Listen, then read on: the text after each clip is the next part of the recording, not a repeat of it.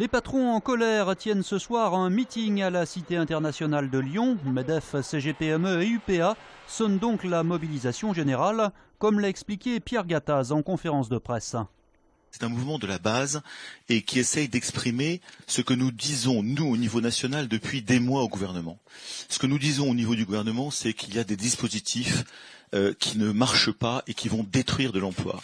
Et cette mobilisation, c'est une mobilisation qu'on a voulu pédagogique, de terrain, républicaine, comme on le dit, apolitique. C'est pas une mobilisation contre le gouvernement, c'est une mobilisation pour l'emploi, pour la croissance et pour le pays. Enfin, le but de la CGPME, c'est de mettre maintenant entre parenthèses et définitivement des mesures qui vont tuer nos entreprises, que sont la pénibilité, le travail supérieur à 24 heures par semaine, excusez-moi, et la loi ESS qui oblige d'informer nos salariés quand on veut transmettre son entreprise. Voilà des mesures concrètes. Alors après, on peut rentrer dans le détail de taxes de fiscalité, mais quand on nous dit qu'il n'y aura plus d'augmentation des prélèvements et de la fiscalité, on n'a que ça en ce moment. Les patrons qui entendaient symboliquement siffler le gouvernement ce soir ont toutefois renoncé à cette initiative. 3000 d'entre eux sont attendus pour cette mobilisation lyonnaise. Et si l'homme abattu dans la fusillade de lundi soir dans le bar à Villeurbanne n'était pas la cible des tueurs? Selon notre confrère Richard Chitli du Progrès, un autre individu au lourd passé judiciaire, seulement blessé lors de la rafale de tir, pourrait être celui qu'on cherchait à éliminer.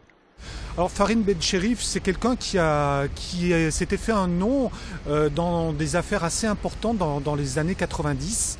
Et il est apparu notamment dans un dossier très important au milieu des années 90, qui était une importation d'un gros stock de cannabis en lien avec vraiment le haut du pavé du milieu lyonnais de l'époque. Ainsi, l'homme abattu, bien que connu lui aussi de la police, a peut-être fait les frais du hasard. L'homme qui a été tué par cette rafale ne devait pas être à la place du mort finalement, puisque un quart d'heure avant, il n'était pas à la table où on jouait aux cartes, et il a pris la place d'un autre joueur environ un quart d'heure avant la fusillade, et donc c'est un petit peu un hasard funeste qui a décidé de son sort. Dans l'agglomération, on compte déjà 5 règlements de compte cette année. Alors la question se pose, est-ce que c'est un phénomène marseillais qui pointe son nez ou pas?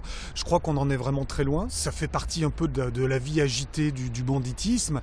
Et on est très loin d'une époque pas si lointaine où les règlements de compte se comptaient par dizaines chaque année.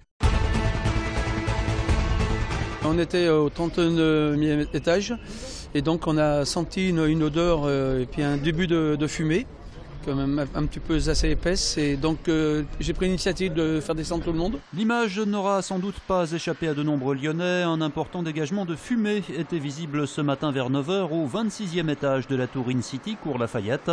Il ne s'agissait que d'un exercice de sécurité incendie faisant intervenir une quinzaine de sapeurs-pompiers. Dans une tour de 150 mètres de haut, la principale difficulté étant d'acheminer l'eau jusqu'au sommet grâce à des pompes spéciales. L'exercice s'est bien déroulé. Le chantier de la tour InCity doit s'achever fin 2015.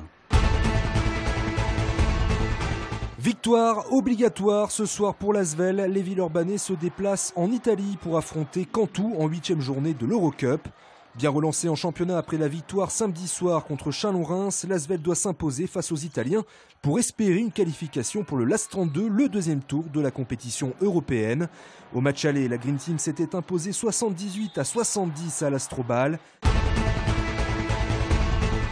Les Lyonnais, eux, n'auront pas un match décisif à disputer demain à Gerland, mais une victoire est fortement conseillée.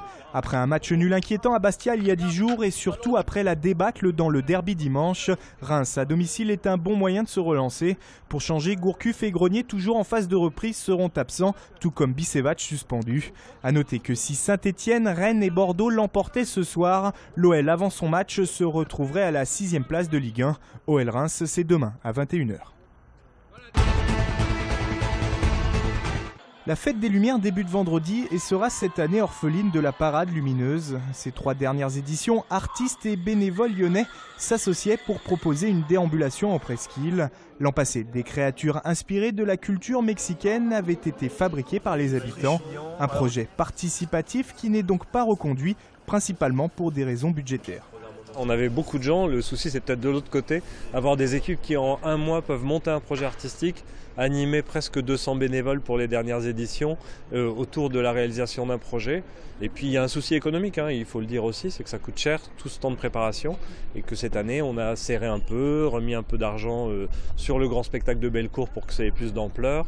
La priorité est donc ailleurs, mais les amateurs de marionnettes lumineuses pourront toujours se consoler avec les Dundu, deux géants venus d'Allemagne, un projet qui coûte 2 fois moins cher que les parades.